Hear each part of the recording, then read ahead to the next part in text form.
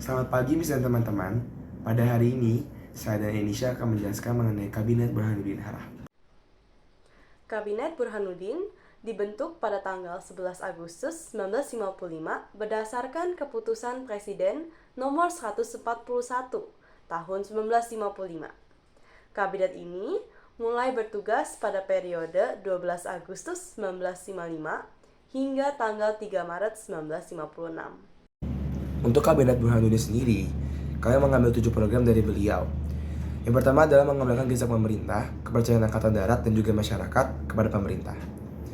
Yang kedua adalah melaksanakan pemilu sesuai dengan rencana yang sudah ada dan membentuk parlemen baru. Yang ketiga adalah menyelesaikan perundang-undangan desentralisasi pada tahun 1955. Yang keempat adalah menghilangkan faktor-faktor inflasi. Yang kelima adalah memberantas korupsi.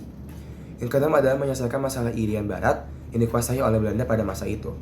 Dan yang terakhir adalah memperluas kerjasama Asia-Afrika dalam politik bebas aktif. Perdana Menteri dari Kabinet Burhanuddin ialah beliau sendiri, yaitu Burhanuddin Harahap. Dan untuk partai pendukungnya ada 13 yang mendukung kabinet ini.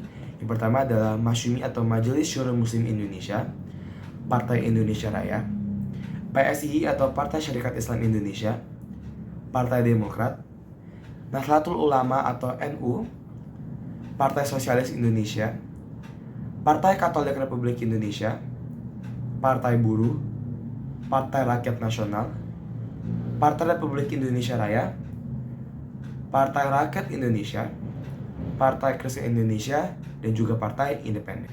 Untuk menteri-menteri dari Kabinet Burhanuddin sendiri muncul dari begitu banyak partai-partai. Contohnya untuk Masyumi mendominasi sebanyak 25%, untuk PNI, NU, Partai Nasional mendominasi sebanyak 15%, untuk PSI, Partai Muslimin, Partai Katolik, Parkindo dan juga Partai Nasional mendominasi sebanyak 5%. Program GESAK adalah program yang memecat Ahar Nasution sebagai KSAD pada tanggal 17 Oktober 1952, serta mengembalikan jabatan aktif para perwira yang dibebas tugaskan pada masa itu. Namun akhirnya pada tanggal 28 Oktober 1955, Ahar Nasution kembali diangkat menjadi KSAD pada masa tersebut. Program kedua, pemerintah melaksanakan pemilihan umum pertama untuk DPR secara demokratis pada tanggal 29 September 1955 dan melaksanakan pemilu untuk anggota konstituante pada tanggal 15 Desember 1955. Pemerintahan menggunakan beberapa undang-undang agar pemilu berjalan dengan lancar. Yang pertama adalah Undang-Undang Nomor 7 1953 sebagai landasan hukum pemilu 1955. Lalu ada Undang-Undang Darurat Nomor 18 Tahun 1955 yang berguna untuk melancarkan penyelenggaraan pemilu. Meskipun dalam persiapan pelaksanaannya terdapat beberapa kendala, terutama mengenai penyebaran barang-barang pemilu ke pelosok daerah-daerah di Indonesia pada saat itu, namun pada akhirnya pemilu yang telah diimpi-impikan dapat terlaksana dengan tertib dan lancar. Jadi, program ini dapat dibilang berhasil. Selanjutnya adalah penyelesaian perundang-undangan desentralisasi. IGO dari IGOB merupakan perundang-undangan yang dipakai. Namun, pemerintah ingin mengubah dengan perundang-undangan baru. Tetapi ketika dilihat, perundangan tersebut kurang persyaratan, sehingga akhirnya IGO dan IGOB tetap dipakai sampai akhirnya perundangan baru selesai. Program keempat adalah menghilangkan faktor-faktor yang menimbulkan inflasi. Jadi, ditemukan dua faktor yang menimbulkan inflasi. Yang pertama adalah jumlah peredaran uang yang melampaui batas disebabkan oleh defisit pada anggaran belanja pemerintah. Yang kedua adalah ekonomi moneter yang disebabkan tidak meratanya penyebaran barang. Jadi, apa yang dilakukan oleh pemerintah? Yang pertama, mereka mengeluarkan beberapa tindakan, yaitu menyelidiki dan mengawasi anggaran pengeluaran belanja serta menyiapkan rancangan anggaran belanja. Yang kedua, mereka mengeluarkan kebijakan dengan memberikan kredit kepada importir nasional. Dan kebijakan-kebijakan tersebut dinilai mampu menstabilkan perekonomian negara pada saat itu. Jadi, program nomor 4 dapat dikatakan berhasil. Program 5, yaitu memberantas korupsi. Jadi, Kabinet mengajukan undang-undang anti korupsi sebagai undang-undang darurat agar melancarkan prosedur pengusutan, penuntutan, dan pemeriksaan tindak-tindak pidana korupsi.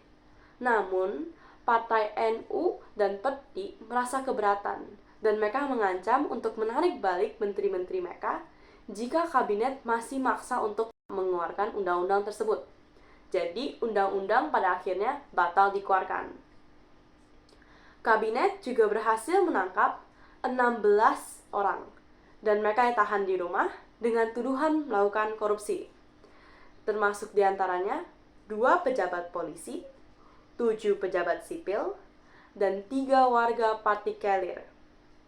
Lalu, kabinet juga melakukan usaha pengurangan defisit anggaran, penghapusan serangkaian sistem sertifikasi impor, penghentian diskriminasi terhadap pengusaha Tionghoa, dan serangkaian kebijakan ekonomi untuk mencapai mekanisme harga yang lebih rasional berdasarkan pasar.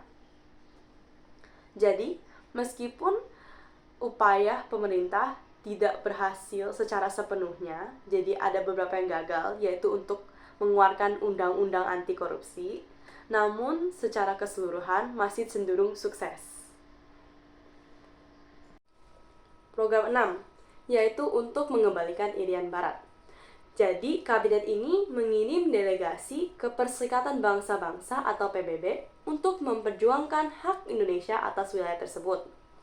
Kabinet ini juga melakukan perundingan dengan pihak Belanda, meskipun rencana perundingan ini sebenarnya tidak mendapatkan restu dari presiden dan beberapa partai dalam parlemen.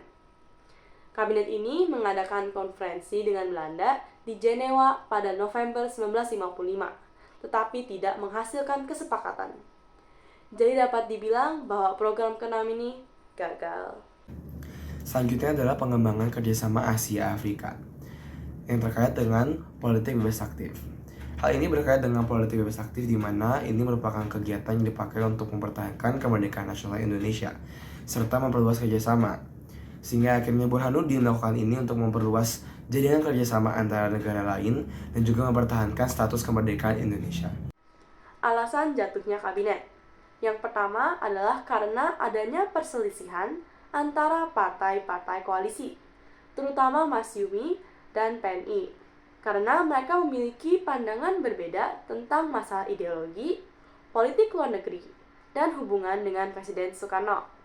Lalu ada juga penarikan dukungan akibat permasalahan Irian Barat. Jadi, karena kabinet tetap melakukan perundingan dengan Belanda meskipun partai-partai tidak resmi menyetujui, partai-partai tersebut menarik kembali menteri-menterinya dari kabinet. Dan pertikaian antar partai dalam tubuh kabinet ini adalah salah satu pendorong paling besar mengapa kabinet jatuh. Yang terakhir adalah hasil dari pemilu. Pemilu pada masa tersebut tidak dapat memecahkan masalah yang besar, dan pemilu juga tidak mendukung sepenuhnya keberlangsungan kabinet Burhanuddin sendiri.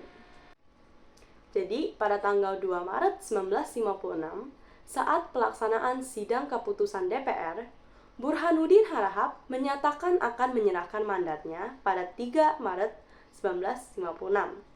Dan pada tanggal 3 Maret 1956, mandat yang diberikan oleh Burhanuddin Harahap diterima oleh Presiden Soekarno dan kabinet Burhanuddin Harahap dinyatakan demisioner. Kesimpulannya adalah, kabinet Burhanuddin berjalan dari tanggal 12 Agustus 1955 sampai 3 Maret 1956.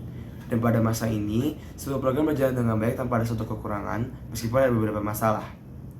Namun jatuhnya kabinet Burhanuddin bukan karena sebuah masalah, melainkan karena kurangnya dukungan dari Soekarno dan juga partai-partai yang awalnya mendukung. Sekian dari kami, terima kasih telah menyaksikan. Berikut adalah sumber-sumber yang kami gunakan sebagai referensi untuk presentasi kami.